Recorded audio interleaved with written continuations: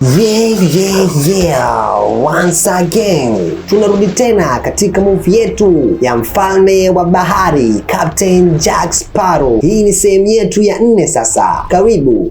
Kama tulivyoona katika sehemu yetu iliyopita kabisa, Beckett amekufa, David John amekufa, Will Turner amekuwa nahodha mpya kabisa ama captain mpya kabisa wa Flying Dutchman. Elizabeth anaendelea na maisha yake, lakini mtu mmoja ambaye hajawahi kubadilika, bwana Captain Jack Sparrow bado ni mwepesi wa maneno na ni mjanja ambaye anahitaji uhuru wake vibaya mno kuliko kitu chochote duniani. Safari yake mpya inaanza kwa uvumi mmoja ambao wa ajabu kabisa. Mara hii kuna chemchemu ya siri ambayo inaweza kumpa mtu ujanja wa maisha marefu, na chemchemu hiyo iitwayo Fountain for Youth, na kila mtu anaitafuta hiyo chemchemu. Captain Jack Sparrow anaingia jijini London baada ya kusikia mtu mmoja afanyaye maneno na kukusanya watu ama wafanyakazi kwa ajili ya safari hiyo, lakini kabla hajafanyikiwa chochote anakamatwa na anafikishwa mbele ya ufalme wa Uingereza. Ufalme wa Uingereza unampa kazi na kumtaka bwana Captain Jack Sparrow aongozane na wengine kwenye safari hiyo ili kutafuta maji hayo kabla Hispania hawajaipata ama kujua eneo hilo. Lakini Captain Jack Sparrow na mipango yake na kichwa chake kilivyo, hana mpango wa kuajiriwa au kufanya kazi chini ya mgongo wa mtu mwingine.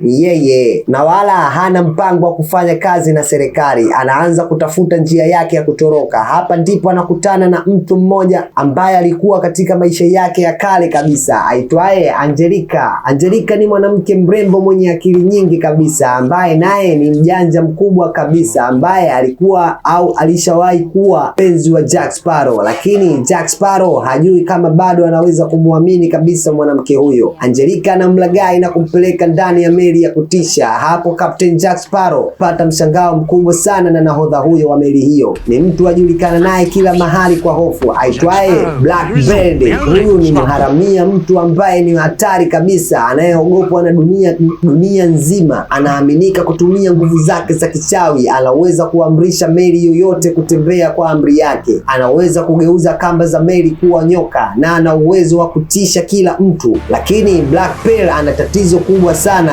Ameona ama ameoteshwa ndoto kwamba ameoneshwa kuwa anaweza kufa hivi karibuni, na anaweza kufa kwenye mikono ya watu ama kwenye mikono ya mtu mmoja. Kwa hivyo anataka kutafuta hayo maji ili aweze kupata uzima wake, maji ya Fountain of Youth, ili aondoke. Angelica ni binti yake na yuko tayari kumsaidia baba yake. Captain Jack Sparrow analazimika kujiunga nao, lakini kama kawaida yake hana habari ya kumtii mtu. Yeye si mbwa, yeye ni mtu anayemiliki mbwa. Wakati huo serikali ya Uingereza inaanza safari yake. Barbarossa naye amerudi, lakini safari hii amebadilika kabisa. Sasa anafanya kazi kama serikali ya Uingereza na amevaa rasmi mavazi ya askari, lakini ndani ya moyo wake bado uharamia upo. Mja aache asili yake. Kuna jambo moja tu analolitaka, kulipiza kisasi dhidi ya Blackbeard, kwa sababu Blackbeard ndiye aliwahi kumshambulia kwenye meli yake ya Blackbeard. Alikata meli vipande. Barbarossa alipoteza mguu wake wakati huo, mpaka sasa ni mlemavu. Ndiyo maana amekuwa akiwa na hasira naye sana na kumtafuta kwa udi na uvumba, lakini bado anaficha ukweli huo. Wakati huo wa Hispania wanaelekea kwenye Fountain of Youth. Kwa hiyo sasa kuna makundi matatu yanayoshindana: Blackbeard na Angelica mtoto wake, Barbarossa na Waingereza na Wahispania wenyewe, Captain Jack Sparrow bila kumsahau, na wote hao wanamtegemea Captain Jack Sparrow. Wewe,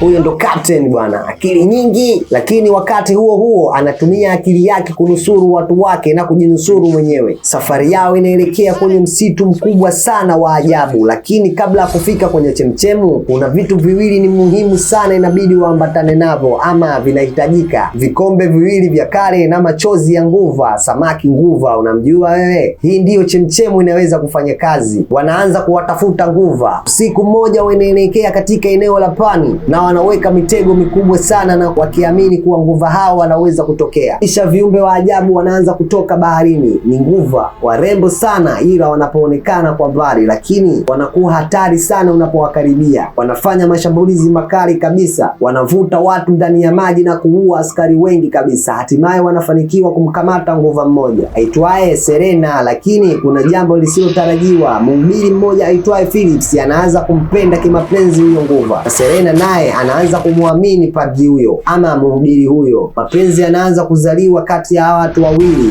Wakati huo huo, Blackbird inazidi kuwa na wasiwasi mkubwa sana kuhusu kifo chake. Baada ya kuoteshwa, anafanya kila kitu kiende kwa haraka zaidi ili kutimiza hatima yake ya kupata Fountain of Youth. Lakini hapo ndipo ukweli wa mwisho unafichuka. Ile chemchemu ifanye kazi, kuna masharti. Mtu mmoja analazimika apoteze maisha ili mtu mwingine apate maisha yake, na maji yanahamishwa kutoka kwa mtu mmoja kwenda kwa mtu mwingine, na mtu atakayekunywa kikombe hicho ama kikombe chenye machozi ya nguva ataiba maisha ya mtu mwingine. Hapa ndipo mapigano yanaanza. Waingereza wanapambana na Blackbird, Wahispania wanafika nao, lakini Wahispania wanaamini chemchemu hiyo ni kinyume cha mapenzi ya Mungu, kwa hiyo inapaswa ivurugwe. Anaanza kuharibu kila kitu. Blackbird anajeruhiwa vibaya mno kabisa, na anafikiri kuwa mwisho wake ndio umefika sasa. Angelica anataka kumwokoa, lakini Captain Jack Sparrow anagundua ujanja mkubwa sana. Anaamua kubadilisha vikombe kwa siri, na Blackbird